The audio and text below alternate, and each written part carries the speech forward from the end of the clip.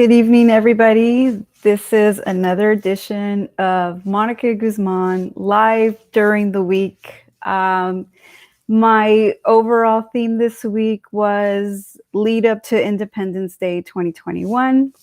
And tonight I will be talking about the Declaration of Independence.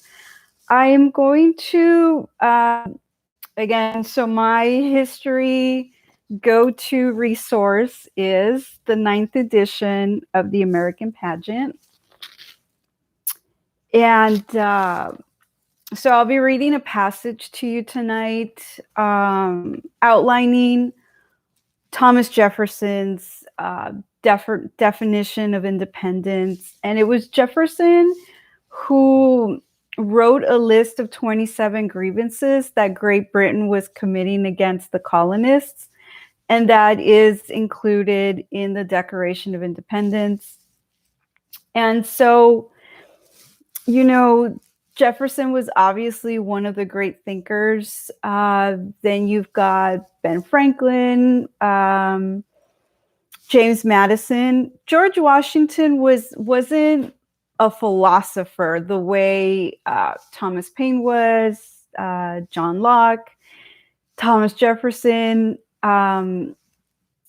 Nonetheless, these were all extremely brilliant men at really young ages. It's insane what they managed to accomplish by the time they were 30 years old.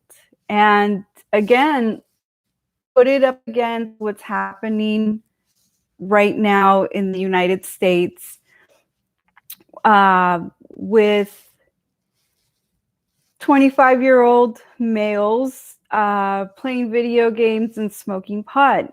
Part of it, we have to know at this point that it's on purpose, right? There is purposeful intent to degrade the quality of American males on American soil. And you better believe somebody's going to fill that space. It's already happening. Something that I've noticed is a lot of these Hollywood actresses have terrible experiences. And then what happens is they end up getting married, but do you know who they're marrying? I don't expect anybody who watches my stuff to be knowledgeable or in on the Hollywood gossip, but they're not marrying Americans, is my point. They're not marrying Americans, they're marrying others. And I've definitely got an opinion on that just because I noticed a trend. And I think that's the purpose behind scaring American women, behind on television. Okay, there's this really old movie from the 80s. It's got Farrah Fawcett in it. And she's home alone. I don't remember if she's single. We just, over the weekend, I was looking for something on TV, and it turned out early.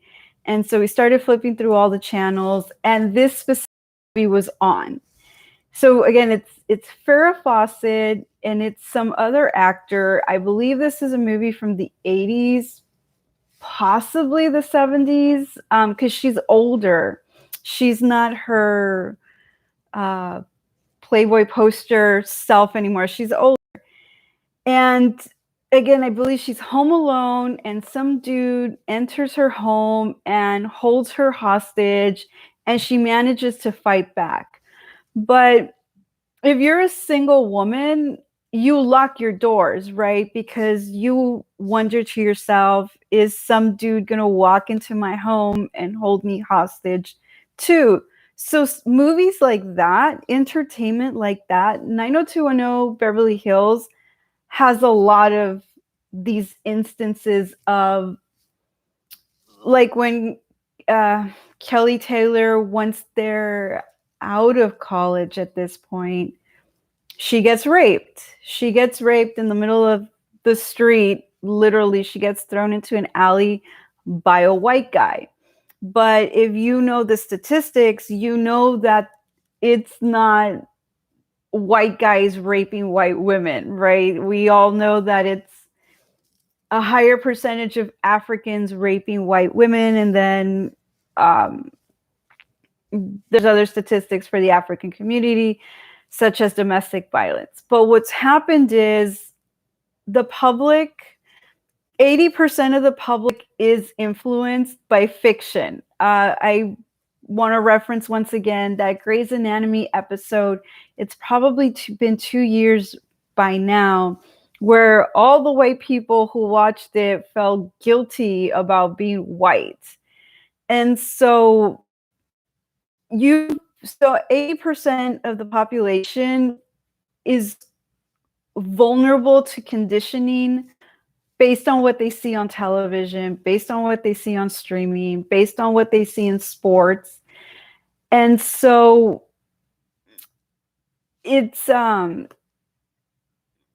just it's important to keep people away from the television set, because now you've got women, a lot of women roaming around being scared of men within their own race or within their own ethnicity, whatever. Obviously, African women have a good reason to be scared of African males, but white women don't have a large reason to be afraid of white males. Obviously, this Trevor Bauer situation is, I want to emphasize, and I might end up covering some of this when I do my version of Hall of Fame week, which I'm doing two of. I'm going to do one after strikeout, no titles, Derek Jeter gets inducted. Well, we all know he's getting inducted just because he's African. It's like Jackie Robinson. Jackie Robinson didn't do much.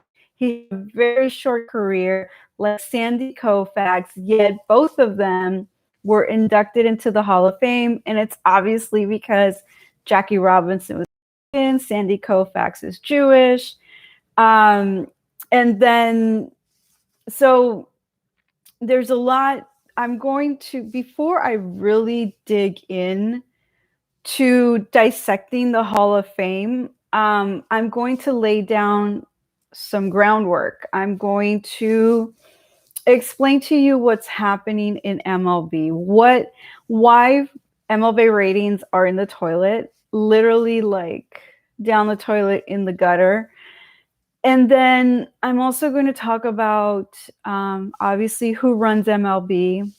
And then, so I'm going to lay down a lot of foundation for you guys, just so that it's crystal clear. There's no confusion. I mean, some people will still be in denial, and that's normal. The bell curve tells us that there's going to be a percentage of people who are like, yeah, she's totally right on 100%. And then on the other end of the spectrum, there's going to be people who will continue sticking their head in the sand. And it is what it is, right? I mean, the bell curve tells us that's reality. And so it's easy just to accept it, and then you work your way from the side that favors you, and you try to get over the hump. So I'm not going to address, again, I'm not going to address the Trevor Bauer stuff in terms of legalities. Like, I'm not going to say that whatever MLB decides, MLB decides. We already know MLB is a cesspool. I mean, I believe Pasadena PD and San Diego PD will investigate because, I mean, what can they really do? I don't know. Like, when women get raped, the sooner they go to the emergency room and get a test done on them, the easier it is to pull DNA off them and whatever else, skin cells or whatever else they do, right? So I'm not going to try to read through the documents and what, like, all the paperwork that the courts provide and the police reports and stuff like that. I'm not going to do that. So I'm not going to approach the Trevor Bauer situation from a legal standpoint. I'm not going to dissect the police reports. I'm definitely not going to dissect his opinion. I'm not going to dissect his agent's opinion. It's deeper than that. It's deeper than this specific situation, because Trevor Bauer isn't the only degenerate in MLB wearing an MLB uniform. There are far more degenerates that we don't know about. It's just one of those things where, like, you've got to wait for them to bubble up, right? Somebody will say something, somebody will gossip, somebody will spill their guts, somebody will let the cat out of the bag, right? But Trevor Bauer is far from the only one doing degenerate stuff. Like, so it's a trend. Trevor Bauer is simply just another point on the trend line. So, and again, it's not just the MLB players, it's the broadcasters, it's the sports talk show hosts, it's the front offices, it's the anybody basically that's touched by MLB in some shape or form. The influencers, basically, that's what MLB attracts now. MLB attracts degenerates, alcoholics, druggies, sexual deviants, child pornography producers. I mean, again, MLB is a cesspool. So Trevor Bauer isn't an outlier, he's the norm. And so when I dig into this, probably in a month or so, it's going to be more of showing you what's happened to the American pastime, because the American pastime is no longer run by Americans, let alone Christians. Again, A.G. Spalding eradicated gambling at baseball parks and just surrounding baseball, because A.G. Spalding, an American with an outstanding family tree, believed that sports gambling victimized the population. He went as far as prohibiting the sale of alcohol at the ballparks. Plus, there were no Sunday games played. So A.G. Spalding wasn't a Christian, just like Thomas Jefferson, Ben Franklin. They weren't, at times, they weren't Puritans, but they believed in the Creator. They believed in a higher power. Thomas Jefferson wrote a book that I definitely need to read. Something about the issues that Jesus of Nazareth faced. I think that'll definitely give more insight into Thomas Jefferson's beliefs of a higher power.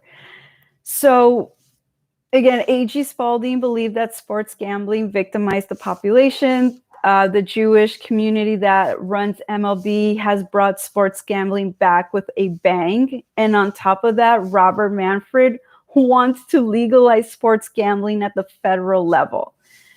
So, difference in cultures. That's why MLB is no longer America's pastime. That's why MLB ratings are down in the gutter. So, that's enough about Trevor Bauer and that whole thing. Let's go ahead and dive into this week's theme. Again, leading up to Independence Day 2021, tonight's subtopic is the Declaration of Independence. And once again, my main resource for American history is the American Pageant, the 9th edition, which was published in 1991. And the reason why I'm sticking with this edition is because I believe it's going to be far less woke than whatever they're publishing today. And you don't need to go too deep into the Reagan administration because most of us, I mean, again, I don't remember the 80s. I don't have vivid memories of the 80s. I was still too young. But I have people that I can rely on for firsthand accounts of the 80s. And then I definitely remember the 90s because that's like, I guess that's when I came of age. That's what we call it, right? So Thomas Jefferson was one of the main authors of the Declaration of Independence. And so let's read a little bit, or let me read to you Jefferson's explanation of independence. Members of the Philadelphia Congress, instructed by their respective colonies, gradually edged toward a clean break. On June 7, 1776, fiery Richard Henry Lee of Virginia moved that these united colonies are, and of right ought to be, free and independent states. After considerable debate, the motion was adopted nearly a month later on July 2nd, 1776. The passing of Lee's resolution was the formal declaration of independence by the American colonies, and technically, this was all that was needed to cut the British tie. John Adams wrote confidently that ever thereafter, July 2nd would be celebrated annually with fireworks, but something more was required. An epical rupture of this kind called for some formal explanation to a candid world. An inspirational appeal was also needed to enlist other English colonies in the Americas, to invite assistance from foreign nations, and to rally resistance at home. Shortly after Lee made his memorable motion on June 7th, Congress appointed a committee to prepare an appropriate statement. The task of drafting it fell to Thomas Jefferson, a tall, freckled, sandy-haired Virginia lawyer of 33. So we know Thomas Jefferson was like among the older ones, right? Because James Madison is about, maybe he's 26 at this point. George Washington, Ben Franklin, somewhere around 29. So Thomas Jefferson was 33. Despite his youth, he was already recognized as a brilliant writer, and he measured up splendidly to the opportunity. After some debate and amendment, the Declaration of Independence was formally approved by the Congress on July 4, 1776. It might be better have been called the Explanation of Independence, or as one contemporary described it, Mr. Jefferson's advertisement of Mr. Lee's resolution. Obviously, that's probably someone who was pretty woke, right? Jefferson's pronouncement, couched in a lofty style, was magnificent. He gave his appeal universality by invoking the natural rights of, not just British rights. All men are created equal. Right? He argued persuasively that because the king had flouted these rights, the colonials were justified in cutting their connection. He then sent forth a long list of presumably tyrannous misdeeds of George III. The overdrawn bill of indictment included imposing taxes without consent, right? Taxation without representation, dispensing with trial by jury, abolishing valued laws, establishing a military dictatorship, maintaining standing armies in peacetime, cutting off trade, burning towns, hiring mercenaries, and inciting hostility among the Indians. Jefferson's withering blast was admittedly one-sided, but he was in effect the prosecuting attorney. And he took certain liberties with historical truth. He was not writing history, he was making it through what has been called the world's greatest editorial. He owned many slaves, and his affirmation, that's what I'm saying, like, it does get woke sometimes. So we all know, right, that Thomas Jefferson owned slaves. And we also know that Thomas Jefferson did his best to help end slavery, but Georgia and South Carolina objected. But Georgia and South Carolina were important to keeping the colonies united. So the colonists chose the colonists over the Africans. You can't be surprised. I mean, go to any other country, and I mean, any other country, obviously not Europe in the current era, because you think the US is bad, right? Europe is far now. But the formal Declaration of Independence cleared the air as a muggy day. Foreign aid could be solicited. Those patriots who defied the king were now rebels. Maybe Americans need to start thinking of themselves as rebels too. Especially the 400 that are being hunted down right now and jailed and re-educated. Maybe we dump the word patriot. Some people out there don't like the word patriot anyway. Maybe we start calling each other rebels, which, like, sounds a little cooler anyway. And like, to me, I associate the word rebel with the South, right? The Confederacy. For better, for worse, the South is North's brothers. You guys are brothers. Great Britain is your cousins, but the North and the South, you guys are brothers. And so I wouldn't let them hanging out to dry. Jefferson's defiant Declaration of Independence had a universal impact unmatched by any other American document. This shot heard round the world has been a source of inspiration of countless revolutionary movements against arbitrary authority. Lafayette hung a copy on a wall in his home, leaving beside it room for a future French Declaration of the Rights of Man, a declaration that was officially born 13 years later.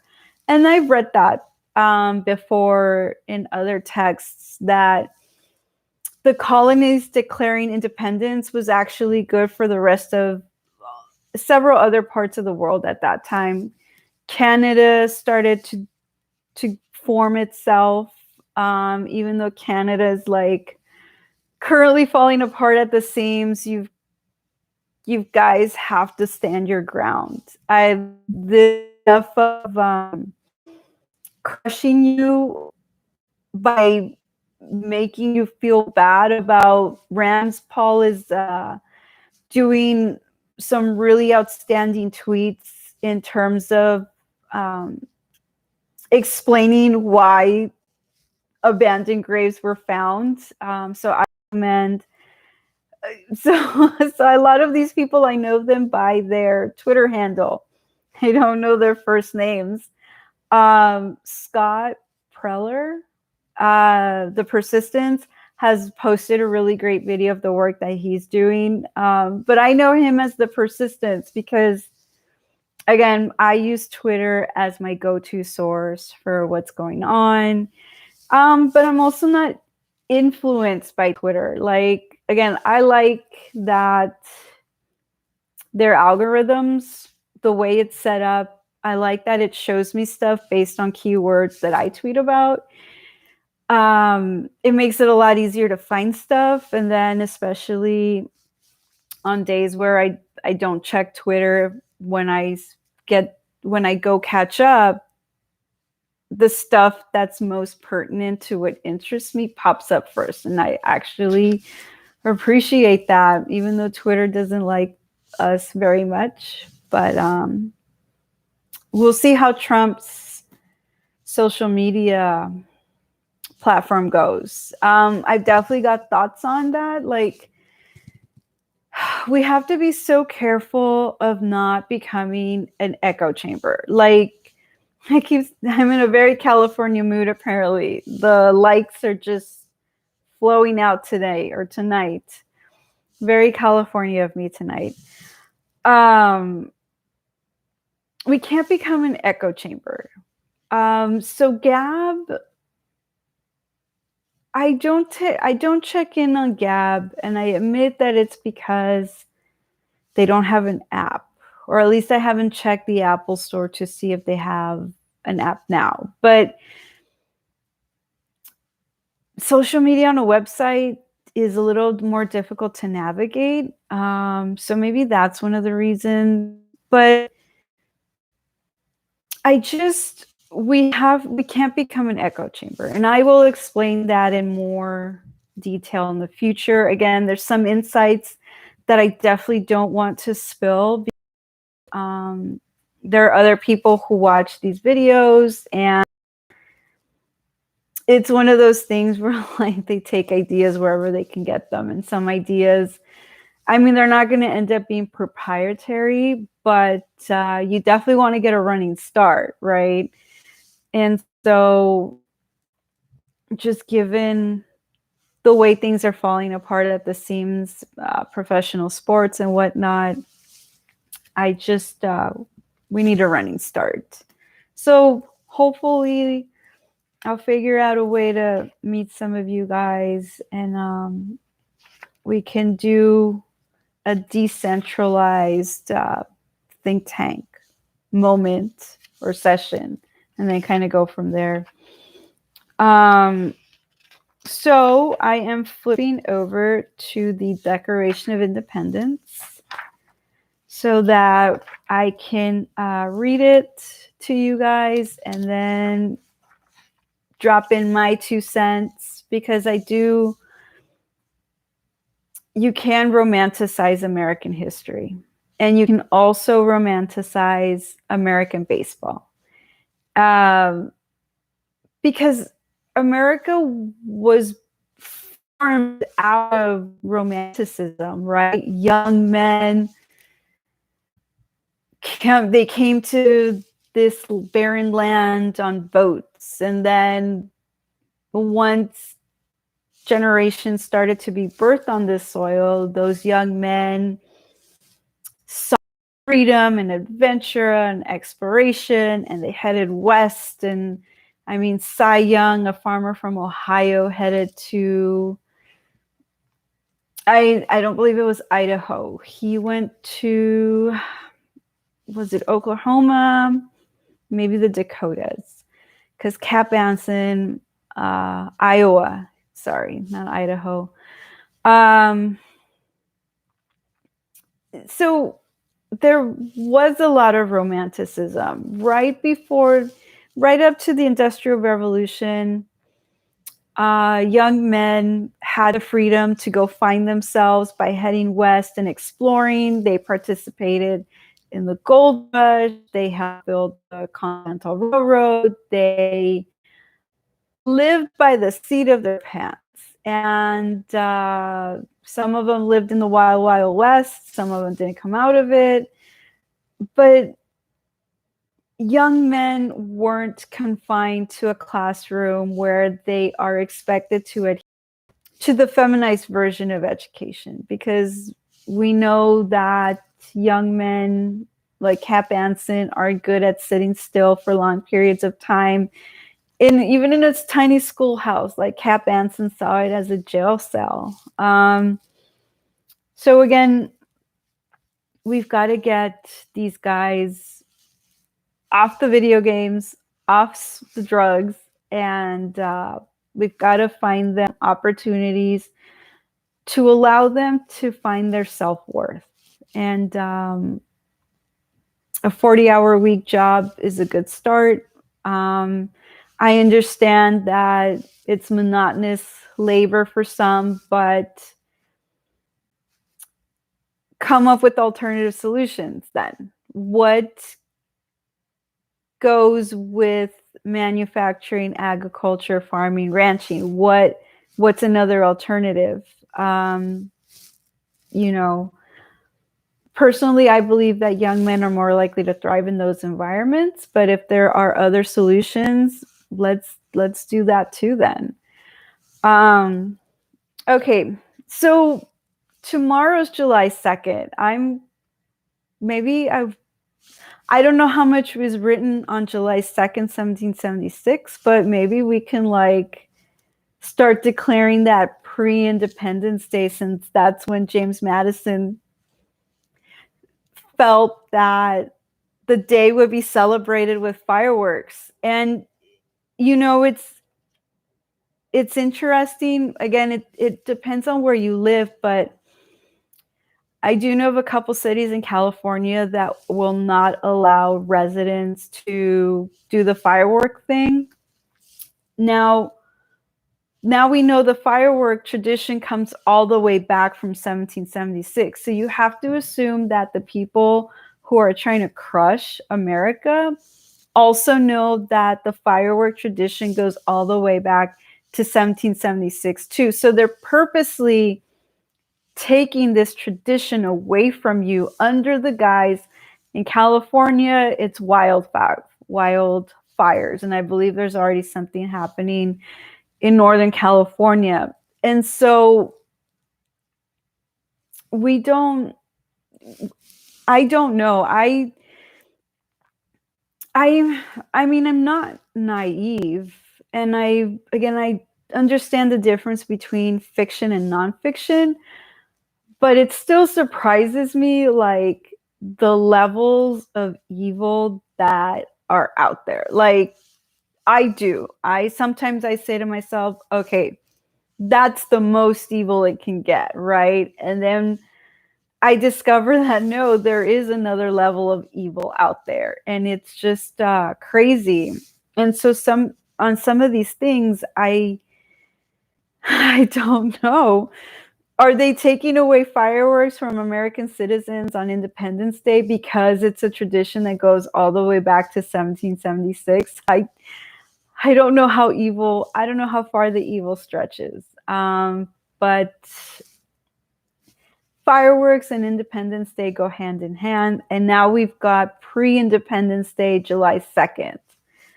So that's something for me. I'm gonna spend some time thinking about that for next year, because hopefully next year we will all be celebrating Independence Day like it's 1776.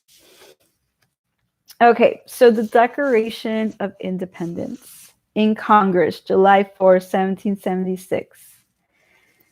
The unanimous declaration of the 13 United States of America, when in the course of human events it becomes necessary for one people to dissolve the political bands which have connected them with another, and to assume among the powers of the earth the separate and equal station to which the laws of nature and of nature's God entitle them, a decent respect to the opinions of mankind requires that they should declare the causes which impel them to the separation. Now, this is something that I've seen tweeted out. Rams tweeted this out today. Outstanding tweet.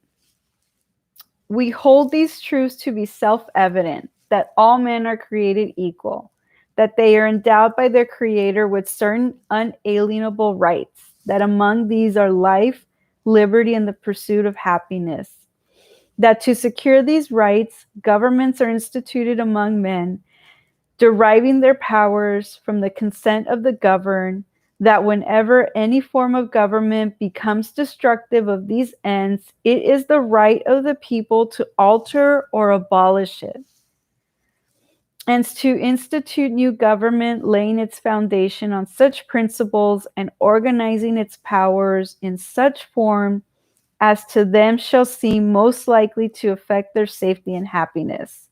Prudence indeed will dictate that governments long established should not be charged for light and transient causes, and accordingly all experience had shown that mankind are most disposed to suffer while evils are accustomed, while evils are sufferable, than to right themselves by abolishing the forms to which they are accustomed.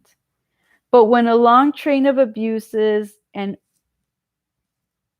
usurpations, pursuing invariably the same object, evinces a design to reduce them under absolute despotism, it is their right, it is their duty to throw off such government and to provide new guards for their future security. Such has been the patient sufferance of these colonies, and such is now the necessity which constrains them to alter their former system of government. The history of the present great king of Great Britain is a history of repeated injuries and usurpations. Sorry. Can I just inject here? Even in Spanish, I don't roll my R's very well. Like, I'm one of those Mexicans that real Mexicans laugh at, because not only do I not roll my R's in Spanish, I don't like eat jalapenos and I like burritos. But so sorry about that word right there. Usurpations, I think. All having in direct object the establishment of an absolute tyranny over these states.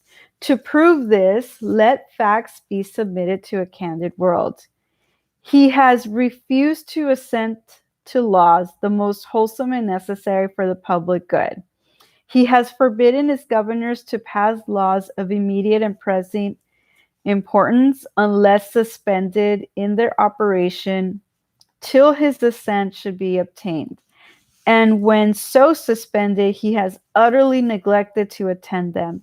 He has refused to pass other laws for accommodation of large districts of people unless those people would relinquish the right of representation in the legislature, a right inestimable to them and affordable to tyrants only.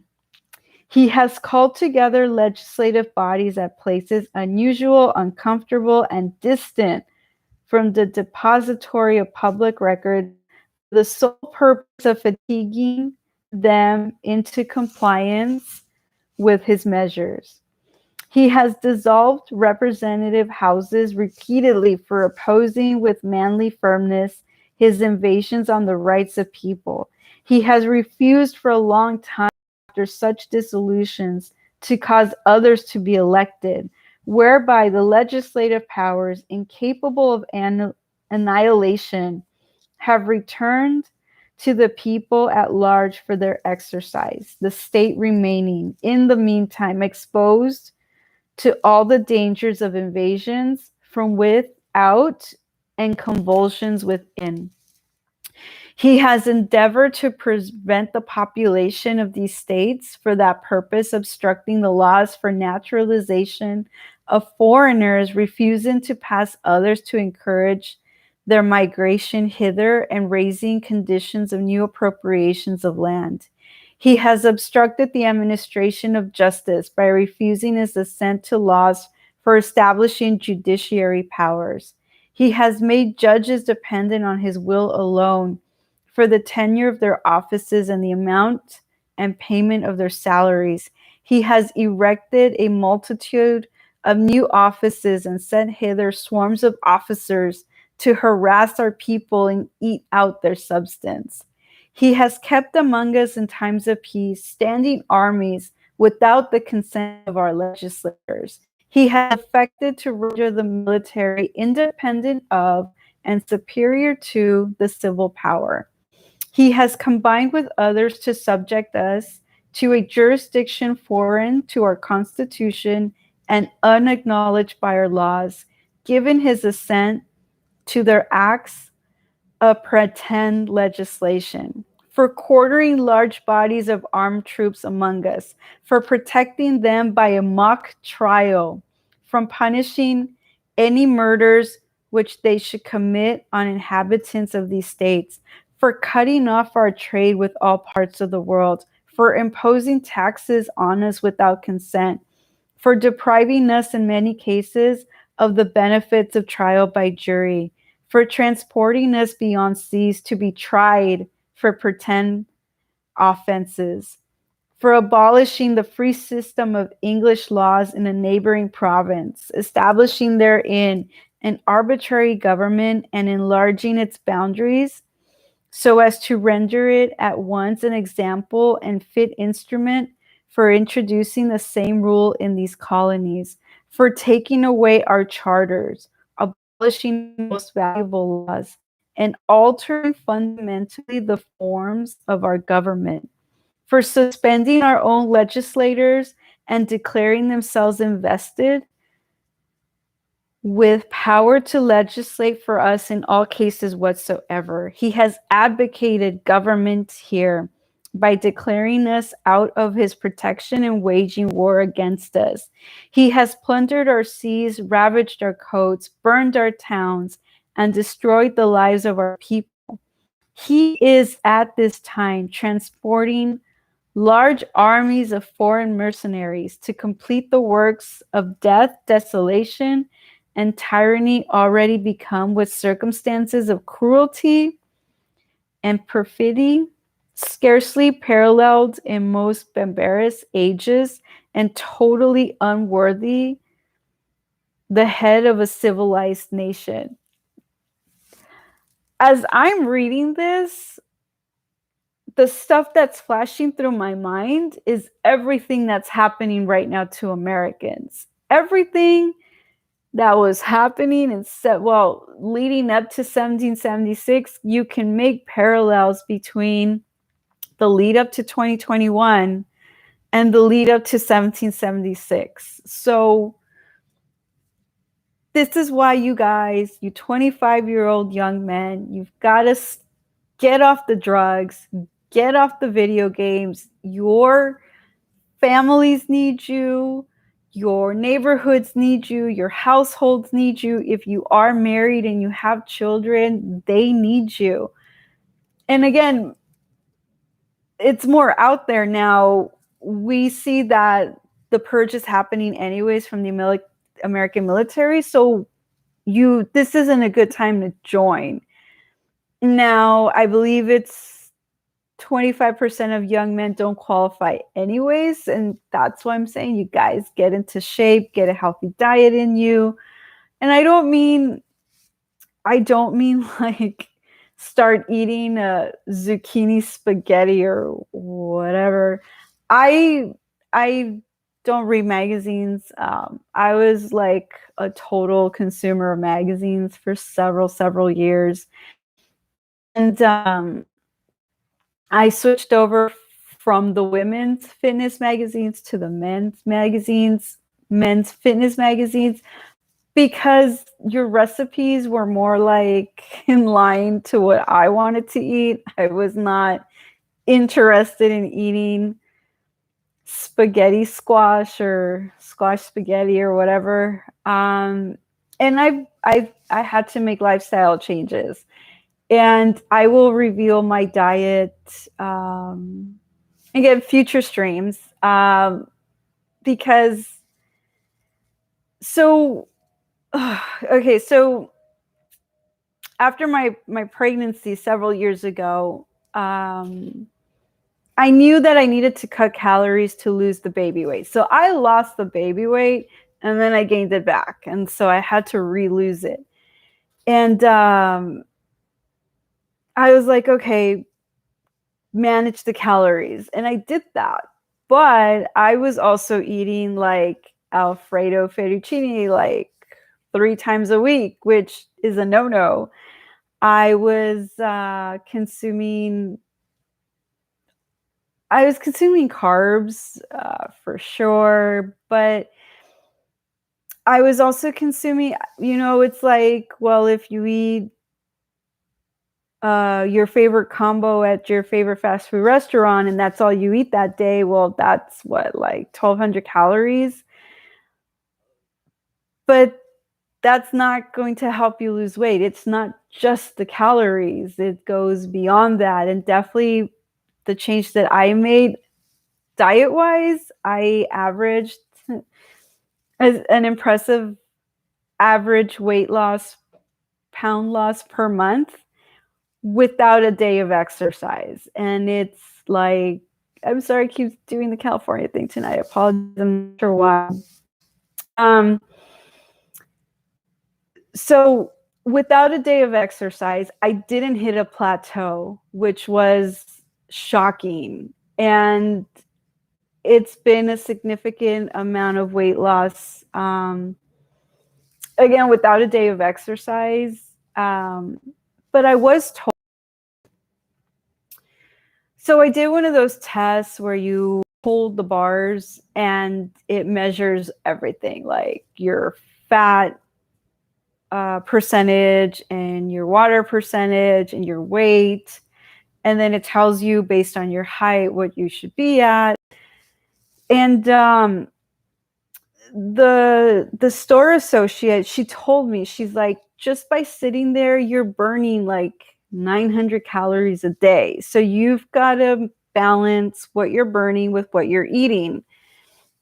And so it still like befuddles me, the weight loss, like without a day of exercise. And but it can work. Now, I'm a female. Male bodies are different. You guys have different needs. So you've got to do what works for you. You guys probably do need more exercise, namely weightlifting. Don't go, can't remember his name. Oh, but he called, I can't remember his Twitter handle name, but he he called, don't be a gym retard bro or something like that. Like, and Steph Molyneux used to say this too. I have not had time to check on his YouTube channel to see if it still exists and just to see what he's talking about these days. But when I was watching, he used to say you can't exercise just for vanity. And that's what like these Silicon Valley dudes are into. Definitely your MLB front office analytics loser nerds. That's what they do. They do the gym bro retard stuff because they're not capable of competing at sports, even at a recreational level, right? The Jewish community just is not endowed athletically. And I actually believe that's why they're so heavy into attempting to engineer athletes. It doesn't work that way. Athletes are born. Cy Young said so too. Poets, what do you say? Pitchers, like poets, are born, not made. And I believe that 100%. So one of my tangents, I will go back to the Declaration of Independence. And I don't remember where I left off, but it's okay. I believe it is here. He has constrained our fellow citizens taken captive on the high seas to bear arms against their country, to become the executioners of their friends and brethren, or to fall themselves by their hands. He has excited domestic insurrection among us, and has endeavored to bring on the inhabitants of our frontier the mercenary Indian savages, whose known rule of warfare is an undistinguished destruction of all ages, sexes, and conditions. So the Indians, I forgot about the Indians were being paid to scalp the colonists. Do the Indian people on American soil ever bring that up? I don't think so, right? In every stage of these oppressions, we have petitioned for redress in the most humble terms. Our repeated petitions have been answered only by repeated injury. A prince whose character is thus marked by every act which may define a tyrant is unfit to be the ruler of a free people. Nor have we been wanting in our attentions to our British brethren. We have warned them from time to time of attempts by legislator to extend an unwarrantable jurisdiction over us. We have reminded them of circumstances of our emigration and settlement here. We have appealed to their native justice and magnanimity, and we have conjured them by the ties of our common kindred to disavow these usurpations, which would inevitably interrupt our connections and correspondence. They too have been deaf to our voice of justice and of consanguinity. We must therefore acquiesce in the necessity which denounces our separation and hold them as we hold the rest of mankind enemies in war and peace friends. We therefore, the representatives of the United States of America, in General Congress assembled, appealing to the Supreme Judge of the world for the rectitude of our intentions, do, in the name and by the authority of the good people of these colonies, solemnly publish and declare that these united colonies are, and of right ought to be, free and independent states, that they are absolved from all allegiance to the British Crown, and that all political connection between them and the great state of Britain is and ought to be totally dissolved, and that as free and independent states, they have the full power to levy war, conclude peace, contract alliances, establish commerce, and do all other acts and things which independent states may of right do. And for the support of this declaration, with a firm reliance on the protection of divine providence, we mutually pledge to each other our lives, our fortunes, and our sacred honor. John Hancock, independence, so he's the first signature here. So John Hancock plus 53 others signed this rousing Declaration of Independence. Like, it's right up there with Al Pacino's characters every any given Sunday locker room speech. I mean, how do you not want to run through a brick wall after hearing this or reading it for yourself? And again, maybe for me, it's a little bit more meaningful because I've taken the time on my own to understand what led up to all of this stuff. And again, you know, was all of Great Britain in on what the crown wanted? Probably not, you know. So, I mean, were the colonists rebelling against all of Great Britain? No, but they were definitely rebelling against the authority. So remember that government is the enemy. There's a lot of parallels in those grievances that Thomas Jefferson outlined. And I mean, I just don't know if how many Americans out there have the, what should we call it? I don't want to be derogatory. The gusto to redeclare independence, because times have changed. It was easier to declare independence in that manner back then because even though the crown was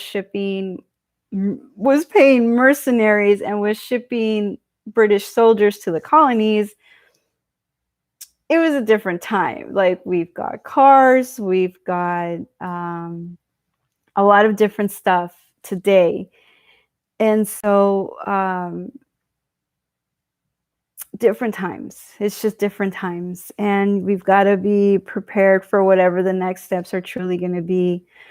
So again, I encourage you guys to read, to listen, to learn, to discuss, to tweet.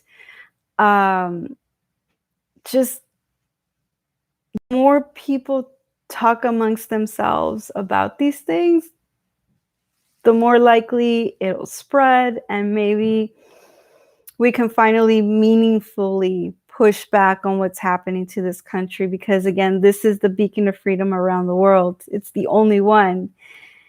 If this country falls, I think the world basically retracts to the Middle Ages, when you had Arabs fighting Catholics and Christians, and a pre-civilization mess. So maybe tomorrow, I don't know. Let me see if I can find some stuff to do, like July 2nd, pre-Independence Day, because that's what James Madison declared, and he was pretty badass, right? So I will see you guys back here tomorrow, 9 p.m. Pacific Standard Time, and I'm gonna figure out what topic I wanted to discuss. I was gonna discuss Thomas Paine's Common Sense, but maybe I'll cut that short and jump into some sort of July 2nd stuff. And then Saturday, I'm definitely doing a presentation on Boston. Hopefully I will be ready. And I want you guys to be ready. It's not just going to be a historical presentation. It's going to be a timeline presentation. And I encourage Boston Irish to, whatever you're doing over there to piss off everyone else, you're doing a really good job, and the rest of us could learn from it, because my belief is that there is a continuous effort to crush Boston and turn it into Chicago, Atlanta, St. Louis, Detroit, Baltimore, but they failed, and it makes them angry because they've been trying for a long time. I'm going to say that they've been trying to crush Boston since the 1960s. It's just been one thing after another. So we'll see what I find, but I'm definitely talking Boston Red Sox. Some of you may know why. Boston Celtics have hired a new coach. Just looking at him, he looks African. He could be Muslim. I think that was on purpose. So should be fun times talking about Boston. Boston's a great city for sure. So thanks again, those of you that run into this video, anybody who comes into the stream. I will see you back here tomorrow. Hope you have a wonderful Friday. See you soon.